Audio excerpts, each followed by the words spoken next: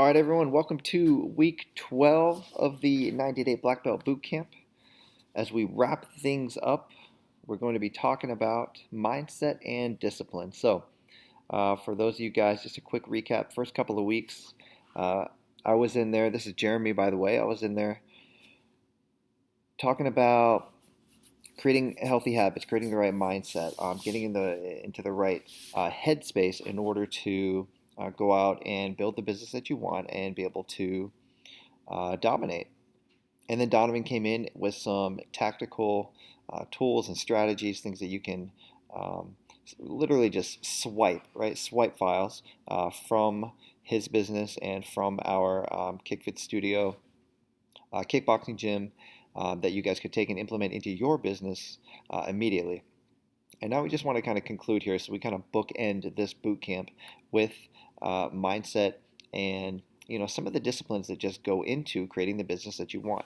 And the reason we're doing that is because we really, really believe that ultimately your success comes down to these things. The tools will come and go, the technology will come and go, the different swipe files, things of that nature, things that you can take and implement into your business. Those can always change, and you can always kind of tweak those and come up with your own. But really, it's that mindset, and um, it's that willingness and that ability to just kind of see what others can't see that really sets apart those that win from those that don't in business. So that's what we're going to talk about here today. All right, so mindset. The mindset of a business owner is very different from the mindset of an employee. And the reason for that is because it has to be in order for you as a business owner to survive. In order for your business to survive, you do have to have a different mindset than a traditional employee. That's just how it goes. All right, so the journey to success is riddled with failures. Now, these are non-catastrophic failures. All right, a catastrophic failure would essentially kill your business, right? By definition. No, a non-catastrophic failure is basically any bump in the road, anything that just doesn't work, right? You try something, it doesn't work. You choose, one path. You try, one marketing strategy, one sales strategy, something of that nature, and it doesn't work. Um, that's a non-catastrophic failure, right? Or a learning opportunity. Okay. Now, the path to success is going to have tons of these, all right? And you're going to have the right mindset in order to get past these and continue on because they're really draining and they can really mess with your head if you let them. All right, so today we're going to talk about a fixed mindset and a growth mindset. When you have a fixed mindset, your skills, your talents, your knowledge, your abilities, these are all fixed, okay? This means that you are defined by how smart you are, how good you are, and what you're currently able to do. When you have a growth mindset, on the other hand, your skills, your talents, your knowledge, your abilities, these are all things that can be improved upon. You're defined in a growth mindset by your willingness to learn, your willingness to admit when you're wrong, and your ability to continually seek the best solutions, regardless of whether or not they are your ideas. All right, so let's dive a little deeper here. In order to be successful in business, you have to have a growth mindset in order to continually grow and develop the skills needed to succeed. All right, here's why.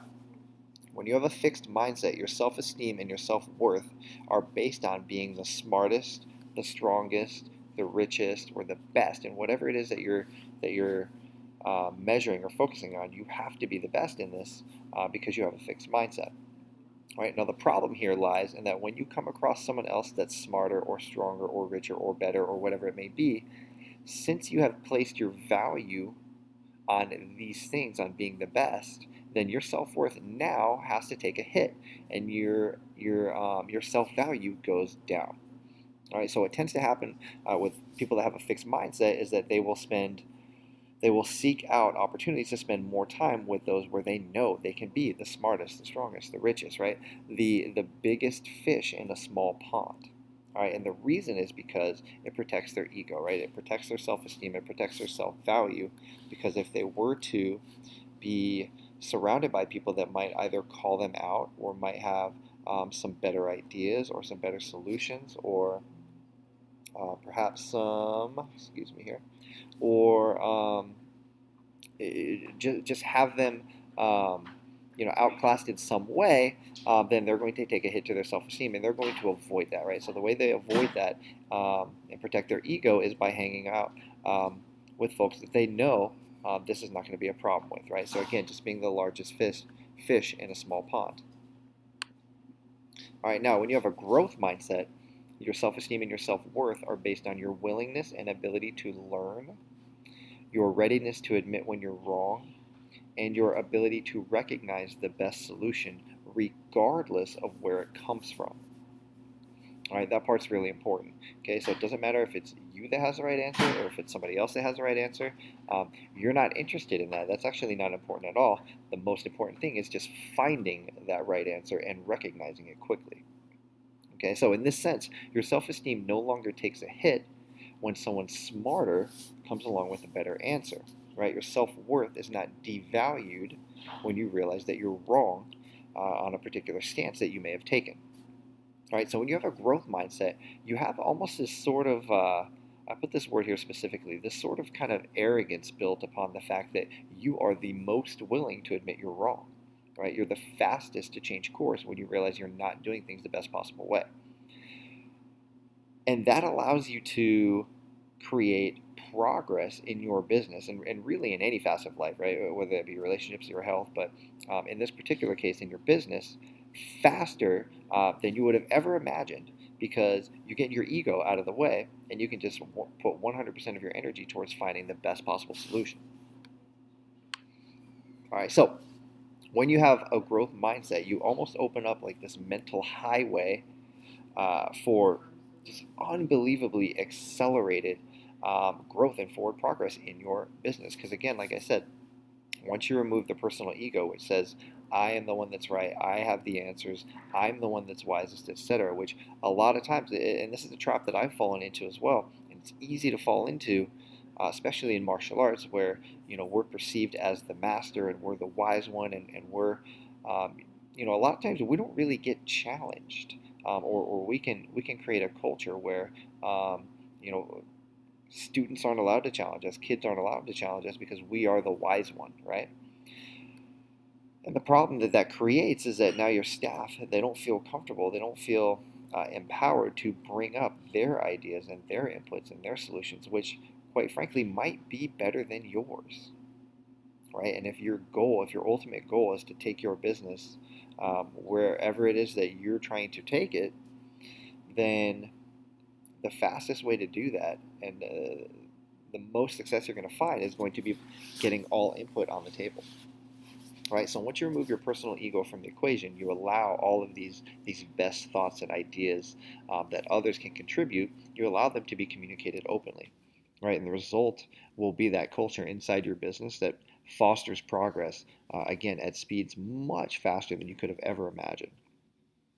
Okay, so this is really just like scratching the surface of mindset. I really just kind of wanted to introduce you guys to this. If you're really interested in this is something you want to dive deeper into, read the book Mindset by Carol Dweck. It's a fantastic read. They really deep dive into this stuff, or she really deep dives into this stuff, and there's really a lot to take away here as far as just some tools to implement into your staff culture, some ways to communicate that really foster this type of a mindset throughout your entire business. All right, so that's mindset. Next thing we're going to talk about, guys, is discipline. Okay, now this is really important as well. We live in a world full of distractions, temptations, different vices.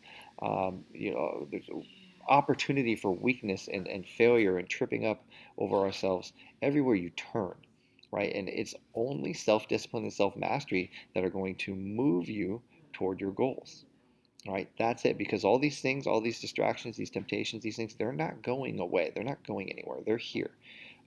Marketing and advertising experts, they're really, really good at making sure that these things are always in front of you.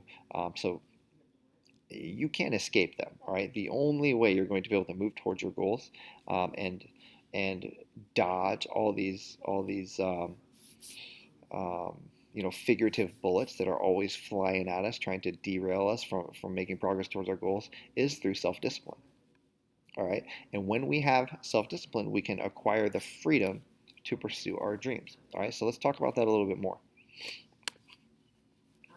Okay, so when we set goals, whether they be a goal in our business, a fitness or health goal, a financial goal, maybe even a relationship goal, we know when we set the goal that it's going to be really hard work. And we know that achieving this goal is going to require us to make some disciplined decisions, right? Or some sacrifices along the way. Okay, so when we're thinking clearly, right, and a lot of times this happens when we get really fired up and we get really motivated and we set these big goals and we say, whatever it takes, I'm just going to do it because for whatever reason we're really inspired, or we're feeling some sort of pain that we no longer want to feel, and we say enough is enough, right? And we set this goal. Now, when we lack discipline, then what can happen is, the next a few days later, or maybe next week or a couple weeks down the road, what happens is we'll allow our feelings in the moment to take precedent over the goals that we've set for ourselves, right? And this results in procrastination or delayed progress, or we justify things in our head and we say, well, I'm just going to do it this one time, or just this one decision isn't going to you know really derail me from my goals. It's only one, right? And this applies to all sorts of things. If you guys remember in weeks 1 and 2, I talked a lot about waking up early in the morning, how I hate waking up early in the morning, but I just do it because I know it's something that I have to do in order to achieve my goals, right?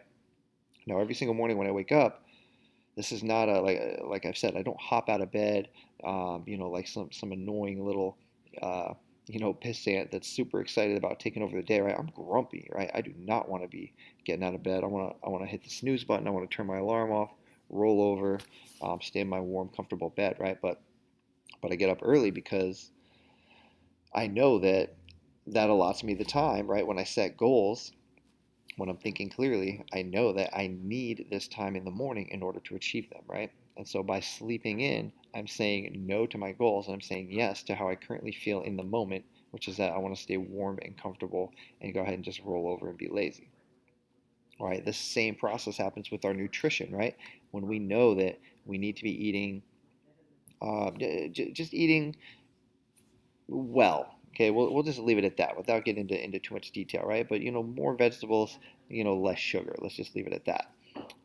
We know we need to do that, but it's hard when we go out and our friends are having a couple of drinks, and then we go to a birthday party and there's cake, and then we go out to dinner and there's dessert, and it's just hard to say no to these things, right? And in the moment, we'll say, hey, I want this right now, and we'll justify these things to ourselves, even though we know that they're not leading us towards our goals, right? These aren't taking us in the right direction.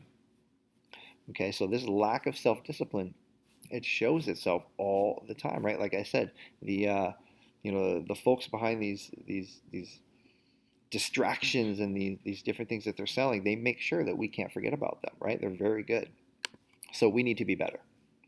All right, now each of these decisions that lack self-discipline, they hinder our momentum, right? And they slow down our progress towards our goals, right? So if I just hit the snooze button one time, it might just be one time, right? But I've now missed out on this one opportunity to take a step forward towards my goal, right? Not only that, but I've also opened the window, right, for allowing myself this type of behavior, right? So I've now said that I'm allowing myself, it's okay for me to occasionally cheat.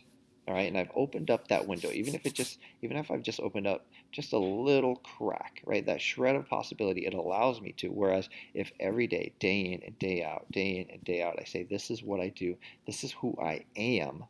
I wake up early, I do this, I eat these things, I don't eat these things, I behave in this way, period.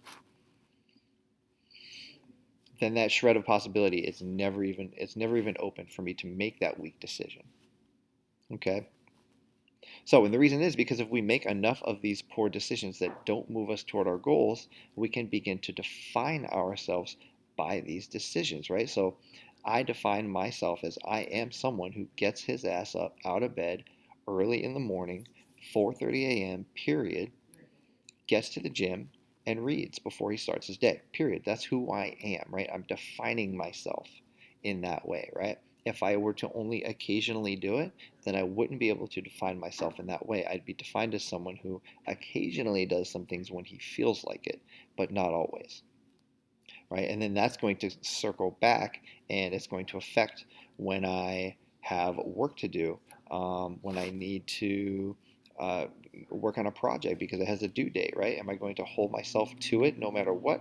Or am I going to say, it might be okay if it's slacked, right? Take this video, for example. I just got back from a 10-day trip out going to Donovan and I went to the Fitness Business Summit in San Diego, and then I came home and I was home for literally one day. Turned back around, flew to the Northeast for a family wedding and a family reunion. Right, come back. I'm exhausted, jet lag. I have tons of stuff to do. Haven't even unpacked my bags, but I know that I have to record this video for you guys because we promised to deliver every single Wednesday. Right, so the way I define myself and my behavior is that when I say I'm going to get something done, I get it done, and it's on time and on schedule, right? Whether I have to lose sleep or what have you, that's beside the point, right? It's going to get done. All right. Now, when we allow these little slips to happen over and over and over, right? Here's the worst thing of all: we lose trust in ourselves to follow through on what we say we're going to do. All right, we lose we lose that faith, we lose that ability to hold ourselves accountable, right? Because we've decided that we will accept a subpar performance, right? We will accept these little cheats, these little bullshit excuses that we come up with. Okay? Once we lose trust in ourselves, that's a very, very difficult place to find success from, right? If it's even at all possible, I'll be honest with you, I don't even know if it's possible to be successful from there, right? If you can't trust yourself to do what you say you're going to do. Right? Essentially, we become hostages to these weaknesses, to these vices that we allow to just kind of keep showing themselves in our lives, right? They just kind of keep showing up, whether that be a poor nutrition habit or a poor communication habit or some sort of financial or business decision that we continue to make that we know is not in the best interest of our goals. All right, so let's go ahead and flip it now. When we make a commitment to something and then we exercise that self-discipline and we follow through on it, we then build momentum, we accelerate progress, and we enhance our self-confidence, knowing just from that power, that inner sense of peace and calm that says that, hey, when I say I'm going to do something, I'm going to do it, right? This freedom from temptation, from these vices, from these pitfalls, this will give you the confidence to set big goals and make big commitments, knowing that you have the discipline to make the best decision for achieving your goals. Right? So when you say, maybe you have a goal to open up another location, right? Or to grow your martial arts school to a certain size, and then grow another location, and then maybe a third location by a certain time frame, right? That might sound like a big goal, and there's a lot of commitments that are going to be involved in doing that, right? Now, if you are currently operating from a place where you don't have that personal power within yourself, where you don't necessarily trust your ability to make those hard decisions, right? Where you're saying, hey, I don't know if I'm going to want to get up every single morning early. I don't know if I'm going to want to fuel my body the way I'm going to have to in order to get something like this done. It's such a big project. I don't know if I'm going to want to.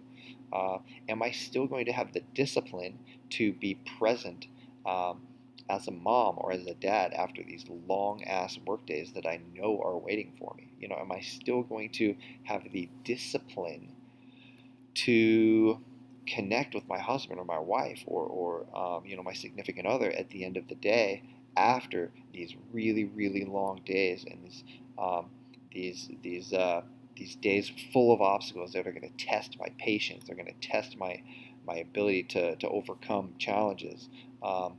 Then spending time with the kids, and then am I still going to have energy, and am I going to have the discipline to be there for my family? These questions, these doubts, if these are present, they will get in the way of us doing things like making big commitments and setting big goals, right? They will get in the way because we will have a doubt in our mind that says, I don't know if I'm going to be able to do that. I don't know if I'm going to be able to make that hard decision. And the way we prove it to ourselves is by just making the correct decision every day, over and over and over again, right? Whether that means passing on the soda at lunch, whether that means passing on the snooze button, whether that means committing to writing an email to our student base every single morning, whatever that means for you, for your goals, just committing to doing it every single day. That building of momentum is far more powerful than you imagine. Okay, so continuing on. The other cool thing about this is that when you remain disciplined and when you make disciplined decisions over and over and over again, it also gives you an edge that allows you to compete and win in business, right? And the reason is because you know that you're willing to make these difficult decisions time and time and time again, right? You know that you're willing to do the things that most other people are not willing to do, right? That's why everyone isn't successful. It's not because everyone doesn't have the opportunity, especially in America. We live in the United States of America, right? Everybody has opportunity, okay? It's because some people are willing to make the right decisions over and over and over again, and some are not. Okay? When you are comfortable feeling uncomfortable, you have an edge, right? You have an advantage over your competition because this gets back to the growth mindset as well, in that you are comfortable being wrong. You're comfortable taking risks. You're comfortable taking chances. And if you get egg on your face, it's okay. It doesn't fucking matter because you're going to learn from it, because you're going to be the one that says, hey, I screwed up. Hey, I can do better. But guess what? I'm the first one to notice that. I'm the first one to identify and to admit that I'm wrong and to say, hey, here's the new path. Here's the new way that we're going to go. All right, so there's almost this sense of inner peace and power that comes from making these disciplined decisions over and over and over again. And that sense of peace and power, that will allow you to dominate in your marketplace. All right, so once you've demonstrated self-discipline throughout your life and in your decision making, again, this is business, this is health, this is fitness, this is relationships, you name it, right? It's just making that difficult decision, right? The one that aligns with your goals, not the one that aligns with your feelings in the moment. And you make this a practice and you integrate it into your life every day and you start to identify it with who you are as a person. Then and only then are you fit to lead a team, right? So I'm talking about staff, right? Your team of staff inside your company, your family, right? Your clients.